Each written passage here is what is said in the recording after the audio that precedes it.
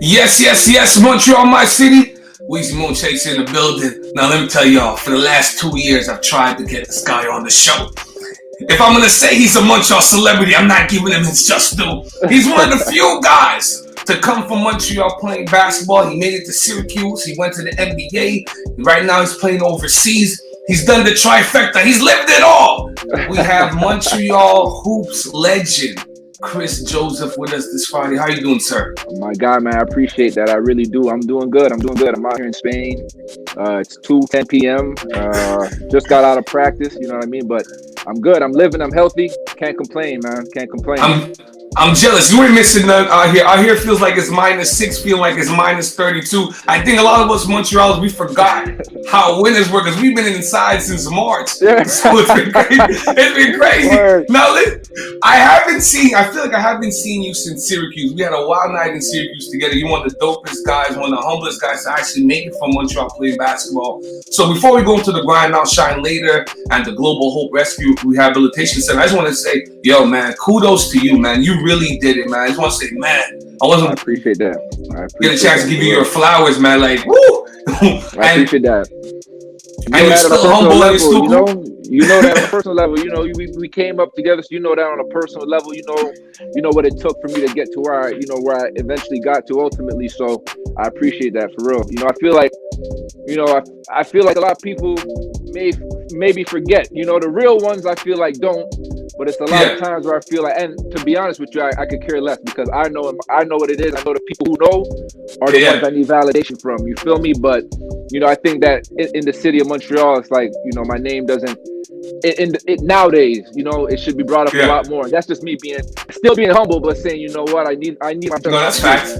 No, that's right. And and you did it with style too. So let's not even play like that. Like you was a star too. So let's not play that. You do it with style. But playing ball in the States, at one point you came back to Montreal and you came back with a saying called "Grind Now, Shine Later." A lot of people don't know that's a saying that you brought back from the States. Originally, what did you hope "Grind Now, Shine Later" was to me? Personally, when I so the story goes, I went to visit my older brother Maurice. You know what I'm saying? At Michigan State, because he played ball at Michigan State. So, I'm 14, maybe 15 years old. I'm staying in the dorms where he's staying at. I'm in it. You feel me? I'm waking up at six to go to their weight room sessions with the team. I'm not lifting, but I'm just there and I'm seeing everything. And I know that this is what I have dreams and aspirations of becoming: a Division I, receiving a athletic scholarship to play ball. Something that my mom don't have to pay for. My abilities are gonna pay for my, scholastics for 4 years. You know what I mean? And that's huge. So I'm on campus. I'm seeing them go from 6 a.m. to 7:30 in the weight room, then 8 to 9:30, 10 a.m. on the court. And I'm thinking, man, these boys out here really getting it, right? They're trying for real. You know what I mean? And my brother's roommate just had said it once, not to me or anything. He just was saying, he was like, man, right now, shine later. You know what I mean? And that right there, it resonated because, mind you, it's 6 a.m. You know what I mean? Not too many people. It's 6 a.m. You got to wake up at 5 to get ready to be there for 6. So I brought that back to Montreal in the sense where it's like, you know what? I understand what it is now. I understand what it takes, and I understand the work that I have to put in order for me to reap the fruits of my labor. You know what I mean? So I brought it back, and we to a couple guys who we grew up with playing ball, and I'm like, yo, I came up with this Grind Now, Shine Later. Back then it was MSN Messenger, so I had it in my you know what I mean? I had it in my joint. You know what I mean? My little screen name and all that. Right. So it just caught on. It was like Grind Now, Shine Later, and if you really take it for what it is, right now, shine later, you'll reap fruits of your labor. So, and that's what it first became, was like, okay, I'm doing this. We all have hoop dreams, right? So listen, fellas, if you want to get it, you can't cheat the grind, for real. Yeah. Today I say this, I say, don't cheat yourself, treat yourself. Hey, that's the next one. That's the next rollout. That's next year's rollout. You feel me? So that's how come when I first got back from the States, and I think that it stuck. Did I think that it would become what it is today? I didn't, but we took it there. You know what I'm saying? 10 guys who we grew up with playing ball, and understand the value of grinding, not only on the basketball court, but in whatever field that you're in, from sports to the working man, anything. You got to grind you gotta get, you gotta work for what you deserve for real. You know what I'm saying? Exactly. No, You get out what you put in, baby. You know what I mean? So that's what it is. No, you didn't tell no lie. Now I'm also in the group, and I like to say this. I've seen a lot of collectives try to for those that don't know, every month, every member of Grind Now Shine Later, they put in a certain amount of money, and that goes into a pool of money that they use to help kids across the world through youth and sports organizations. Now I've been a part of a lot of collectives, Kris, and I must say this is a good one. Everybody for 2 years has put their money. And Grind Now Shine Later has donated close to $10,000 to the Global Hope Rescue Rehabilitation Center out there in Nairobi, Kenya. Shout out to the director, Joe. About 60,000 street boys in Nairobi. So you guys are doing great work across the world here. But Grind Now Shine Later is a company with a social content. So it's a beautiful thing. Yeah, listen, 10 guys. We've been doing it for 2 years. Yeah, So last time Joe was on, he was talking about the fact that the last 2 years, Grind Now Shine Later Montreal has teamed up with Global Hope to create the Global Hope Grind Now Shine Later Sports Academy, using football and basketball as a teaching tool. So I want you to speak about that a little bit. What made you guys go to Global Hope, and how has that experience been fruitful for Grind Now Shine Later and Global Hope Rescue Rehabilitation Center? Well, I feel like through sports you create such great, friendships. Take it for what we are, right? I know the same group of guys who I call my brothers. It all started through the sport of basketball, and I think through sports it can teach you a lot of things. It teaches you accountability. It teaches you trust, because you gotta trust one another out there, right? And when you go out on the field and you're playing a soccer, you're playing ball, football, whatever the case may be, you gotta be on the court or the field. You gotta trust one another. You gotta trust one another out there. You get between them lines and it's a battle. Guys are sacrifice. You learn about sacrifice, and you learn about just how to work together as a collective to come to one common goal. But through sports, I think that it was huge that we were able to do this and create this rehabilitation center, because coming from Montreal and any inner city, what the streets can lead you to, Yeah, for sure. As it's been said over the course of decades, is that living in the streets or living a street life, quote unquote, is only going to end up leave you in one or two places. Yeah, jail or the grave. Exactly. So to bring so many kids together through sports is amazing, and for them to be able to learn. And we have a guy, and I want to take this time to give a big shout out to a man named Vlad that grew up where we grew up at, who in a sense gave us the same opportunities that we're trying to grant these kids out there in Nairobi, Kenya, and Africa. Every Monday, Wednesday, Friday, he opened up Bedford Elementary School for 4 hours. From 6 to 8 was the young boys, and from 8 to 10, if I'm not mistaken, or 7 to 9 was it was a big boy. Big runs those times. Good runs. Big runs. Small court. Imagine elementary gym. We're playing 3-on-3, but what were we doing? We were playing sports instead of being out there on the streets causing mischief, right? Which was really easy to get into them times. So again, I want to take this moment of time to just give Vlad his flowers, because, every day when I pray, I thank God for Vlad. You know what I mean? Yeah, because, it's a lot of different things that I could have been doing on Monday, Wednesday, Fridays, instead of, hooping. He gave us an opportunity to go do that, have fun, be kids, instead of being out there on them streets. And there was also Lavoie, the rec center on the weekend. So we were granted a lot of opportunities to play ball. Just bring you down memory lane real quick. Right? No, I was just gonna say, it's so true. I tell people all the time, if it wasn't for us playing AU ball at Sunny, a lot of us might have, sad to say, a lot of us might have been dead or get caught up in the street life.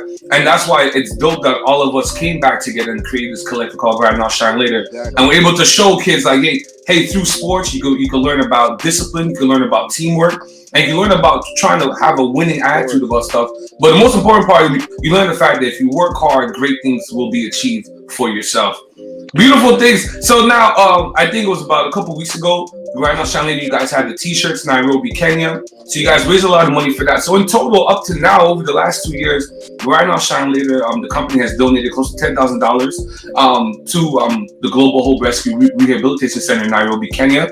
The money has been used for tuition, food, school supplies, sports equipment, transportation, and new land. So we're really excited about that. We just procured some new land to expand the center, so we can get more kids. There are about 60,000 kids in the streets in Nairobi. Yeah. We need more kids in there for sure. And I honestly, my plan and my hope is that once things settle down a bit, I want to go out there and be hands on.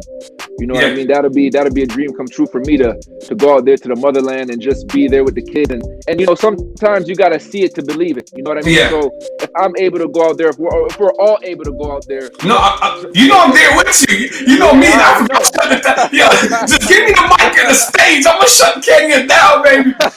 I'm gonna shut Nairobi down as well. But Kris, before I let you go here, it's not often we have a basketball celebrity on the show that has done the journey, that's come from playing inner city basketball, went to a D1 college, went to the NBA. Kris, for the kids listening to the show, do you have any advice to impart in terms of them? A lot of kids, we came up in the hood. A lot of kids have dreams of playing in the NBA one day.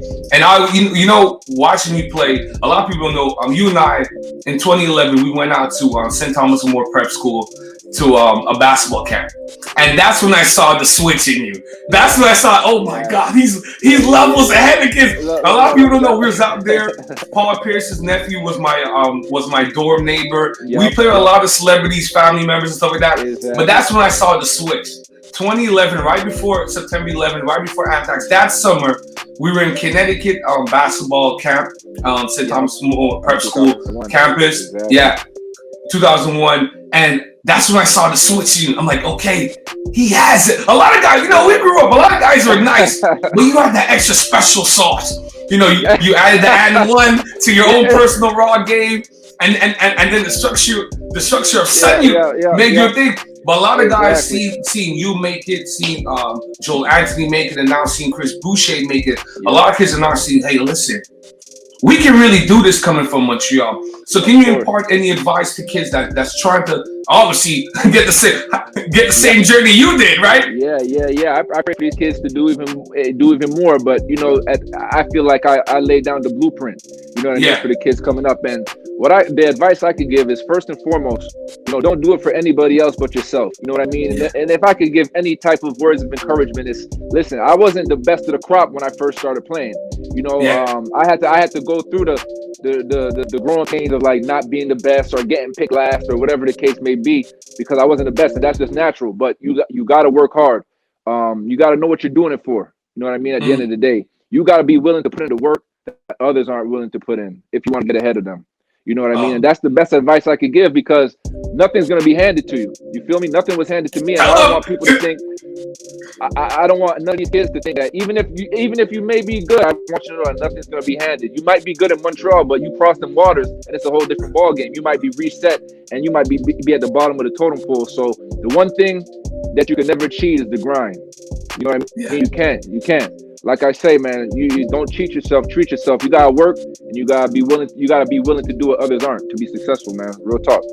Listen, man. Montreal Might City, I've been speaking with basketball legend Kris Joseph, one of the founding members of Grindhouse Shine, a company with a social conscience. They've donated up to $10,000 to the Global Hope Rescue Rehabilitation Center out there in Nairobi, Kenya. About 60,000 street boys are in the streets. So for over the last 2 years, Grindhouse Shine has teamed up with Global Hope to create the Global Hope Grindhouse Shine the Sports Academy. Kris, Joe, I can't wait for us to go down to Nairobi, Kenya, see the Sports Academy. What I mean?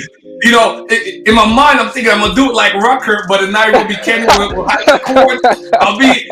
And for me, it'll be so humbling because you and I, we've been afforded so many great things just playing for Sunny, and so many people donate. Sir. People did for us what we're doing for kids. So we're just paying it forward. It only felt right being a part of Grindhouse Shine later, because we benefited from being a part of an organization that God received donations. So I just want to tip my hat to you, us over here at the Morning Detour, Grindhouse Shine later. Any way we can help, or always, our doors are always open. You guys are friends of the show. People can find you guys on Instagram and on Facebook as the Grindhouse Shine later. On Instagram is the Grindhouse Shine later official. So Kris Joe, listen, we jealous. I see the sun shining in Spain, baby. I salute. Happy holidays to you and the family. I hope all is well, all is blessed, even in the midst of the COVID-19. I hope you're staying safe. Good luck this season, sir. Thank you. Appreciate you having me. Stay safe out there. Be safe, man. For real, everybody. The Morning Detour on CKUT 90.3 FM.